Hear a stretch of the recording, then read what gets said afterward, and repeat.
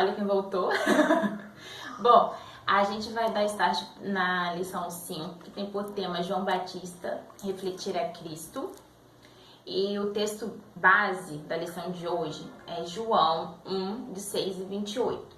Só que agora eu vou fazer a leitura do versículo João 1, versículo 19 até o versículo 28, tá? Aí eu peço para que vocês aí na casa de vocês possam ler todo o texto base. João 1, de 6 a 28, tá? Então, vamos lá pro 19. E este é o testemunho de João, quando os judeus enviaram de Jerusalém sacerdotes e levitas para o interrogarem. Quem és tu? Ele confessou e não negou, mas declarou francamente, eu não sou o Cristo. E o questionaram, quem és então? És tu Elias? Ele disse, não o sou. És tu profeta? E João afirmou, não. Então perguntaram a ele, quem és tu? Dá-nos uma resposta para que alevemos aqueles que nos enviaram. Que dizes a respeito de ti mesmo? Deixa eu melhorar. Que dizes a respeito de ti mesmo? E João lhes disse, eu sou a voz do que clama no deserto. Fazei um caminho reto para o Senhor, como disse o profeta Isaías. Ora, os que haviam sido enviados faziam parte dos fariseus. E perguntaram-lhe ainda, então, por que batizas, se não és o Cristo, nem Elias, nem o profeta? João respondeu-lhes dizendo, eu batizo com água, mas no meio de vós já está quem vós não conheceis. Ele é aquele que vem depois de mim, cujas correias das sandálias não sou digno de desamarrar. Essas coisas aconteceram em Betânia, do outro lado do Jordão, onde João estava batizando. Que Deus abençoe a nossa lição de hoje. Bom, só para poder dar fazer uma retrospectiva aqui, lembrando que na lição passada o Léo falou a respeito de Zacarias e Isabel, né? E eu pensando na situação do casal, né, que fala acerca de promessas, né, que o Léo comentou com vocês,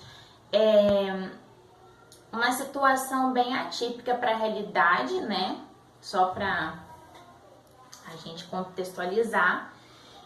Pô, ser estéril num contexto em que as mulheres basicamente tinham a função de cuidar dos filhos e da casa, então quando não se tinha filhos, essa mulher ela ficava de lado. Então a gente vê outros casos que foram citados na Bíblia, né, anteriormente, como o caso de Ana, que consagra Samuel ao Senhor, como o caso de Raquel, que fica muito triste por ver sua irmã, Li ou Lé, depende da tradução, tendo muitos filhos e ela não, e por fim ela tem José e depois morre no parto de Benjamim, enfim, e outros casos que aparecem aí, e pelo fato também de Zacarias ser sacerdote e de Isabel fazer parte dessa linhagem de sacerdotes, esperava-se alguém que desse continuidade, porque era assim, né, essa questão familiar, da continuidade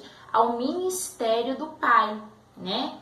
Então, a Isabel era descendente de Arão, né? Lá de trás, você vê o sacerdote, falo mor, mas a gente sabe que eu sou um sacerdote, mas deu pra poder entender, né, gente? Por favor, vocês ainda vão acostumar com o meu jeito de fazer minhas brincadeiras. Enfim, e aí Deus abençoou a vida desse casal e apesar da velhice, como foi o caso de Abraão e Sara não levou muita fé, Zacarias ficou, e aí Deus concedeu Isaac a Abraão e Sara. No caso, Isabel também já com idade avançada teve esse filho, e Zacarias ficou durante muito tempo sem conseguir falar. Tão grande que foi o choque, né? Bom,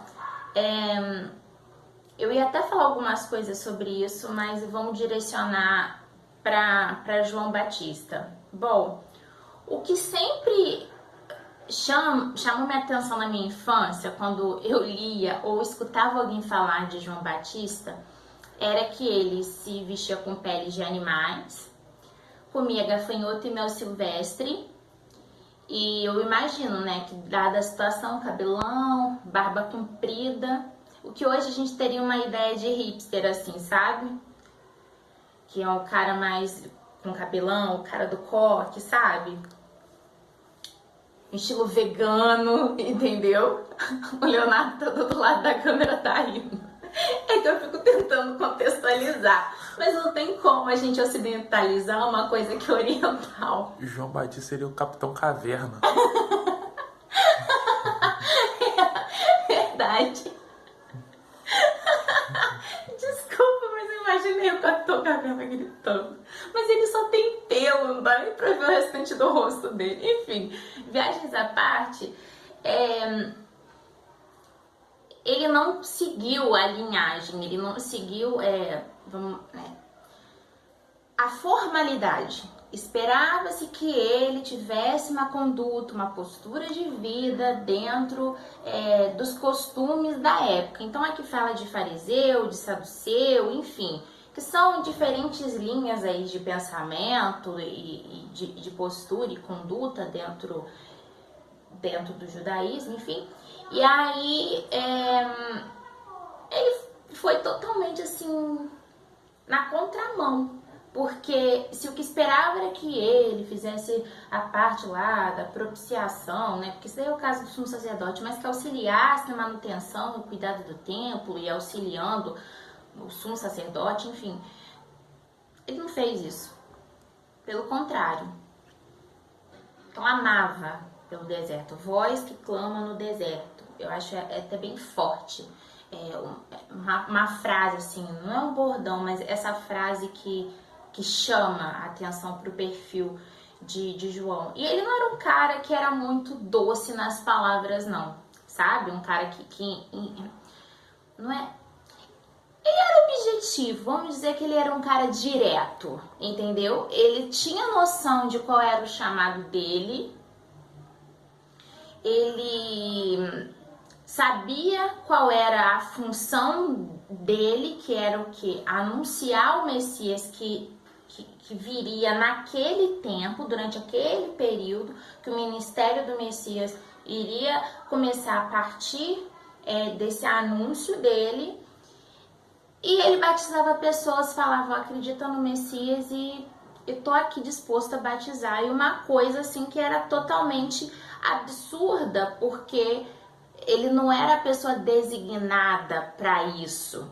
Já que entende-se que ele abriu mão de servir no templo da forma esperada, como a família dele já vinha fazendo há muito e muito tempo. Sabe? Eu até vejo a forma de João Batista como pregador raiz. Sabe aquele lance que tinha de Nutella e raiz? Então, eu vejo ele como pregador raiz. Eu vejo o João Batista como o perfil de pastor ou pastora, perfil de líderes que ainda pregam a salvação em Cristo Jesus. Aquele tipo de pregador que fala sobre remissão de pecado. Aquele pregador que fala que Deus ama o pecador e abomina o pecado.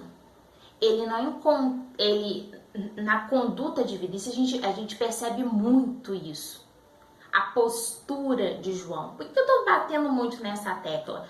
Porque basicamente a lição de hoje fala a respeito da nossa imagem, da nossa autoimagem, de como a gente se enxerga, de como a gente é, de como a gente age, diz muito a respeito das nossas atitudes. Vocês podem ver que apesar dele ser questionado, né, quem és tu? Tem gente que acha que você é o Elias, que é o Messias, quem és tu? Ele fala, eu não sou.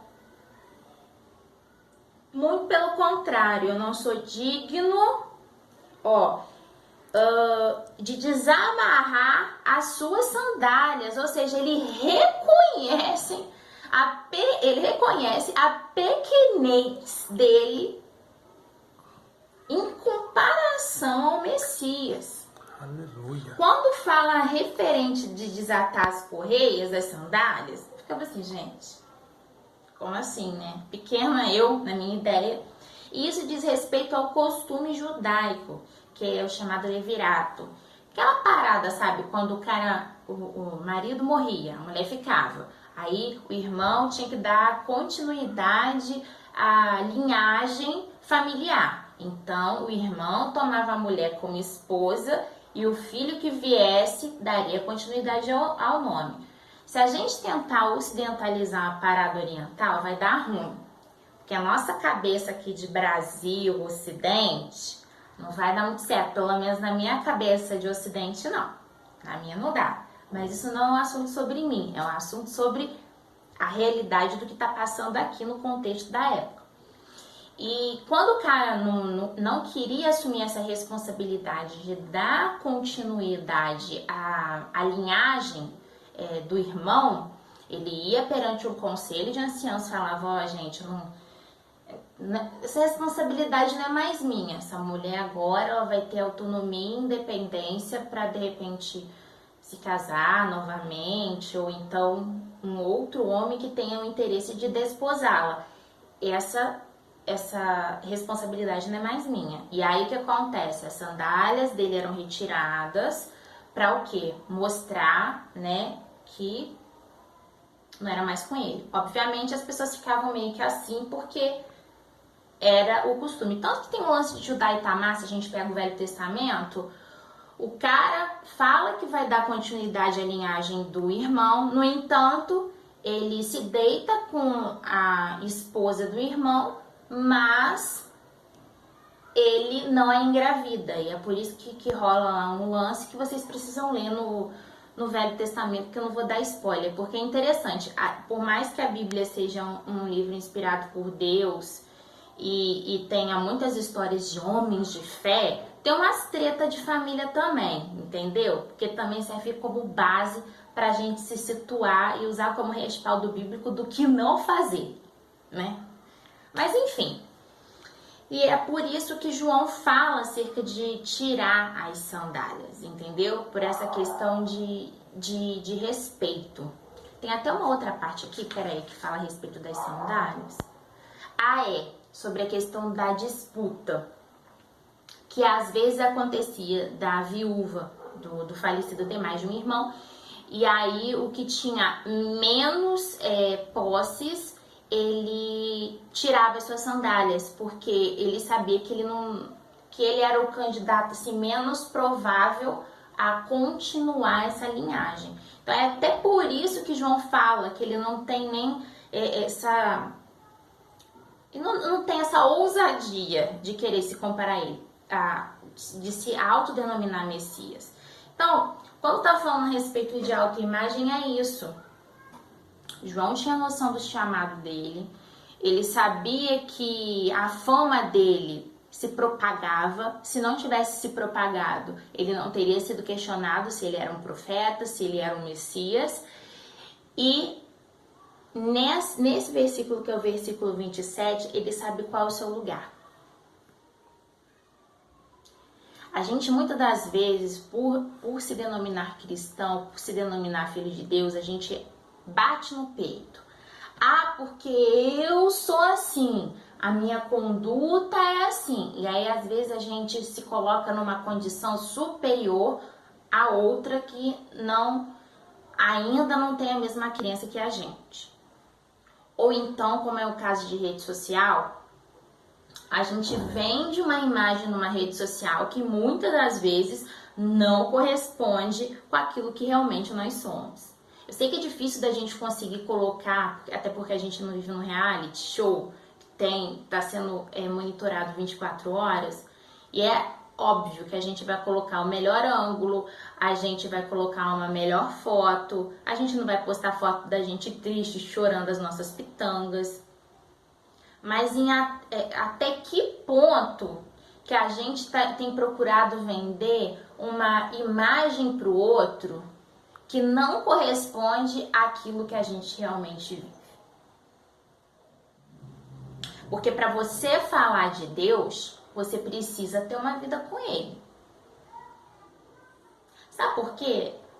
Senão, vai ser só falácia, ou seja, palavras vazias. Você vai falar, e aí? A hora que você for questionado, que você for apertado, que você for exprimido, que noção de Bíblia que você vai ter?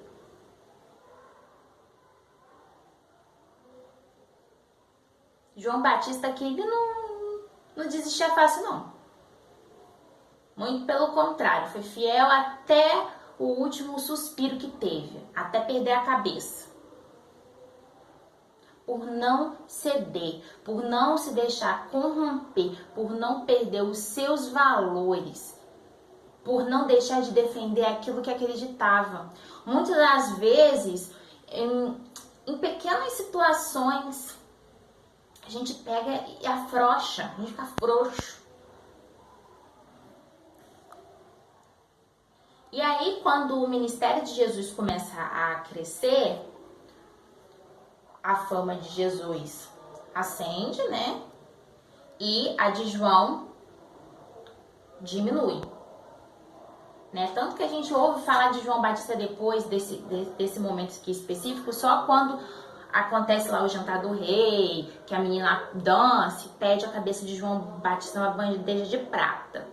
Mas ele continuava fazendo o trabalho dele e também teve o momento em que Jesus se batiza para servir de exemplo para nós, né, nessa mudança de vida a partir do momento que a gente aceita Jesus como nosso Salvador. Então, qual é meu questionamento é só esse mesmo, gente. Qual é a imagem que você tem vendido para quem está perto de você?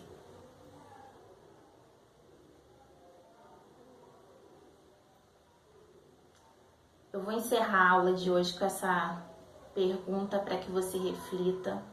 Procure ler todo o texto bíblico. Se tiver dúvida, entre em contato com a gente. Se não, entre em contato com alguém que você se sinta mais confortável, se sinta mais à vontade, para poder pesquisar a respeito, falar a respeito. O importante é a gente não deixar o ensinamento de hoje cair no esquecimento. Que a gente faça, que a gente veja João Batista como um exemplo, para que a gente ceda menos aos desígnios do mundo e entenda que a gente está aqui para servir a Deus e não para que Ele nos sirva. A gente precisa entender qual é o nosso lugar. Fiquem com Deus, gente. Até a próxima.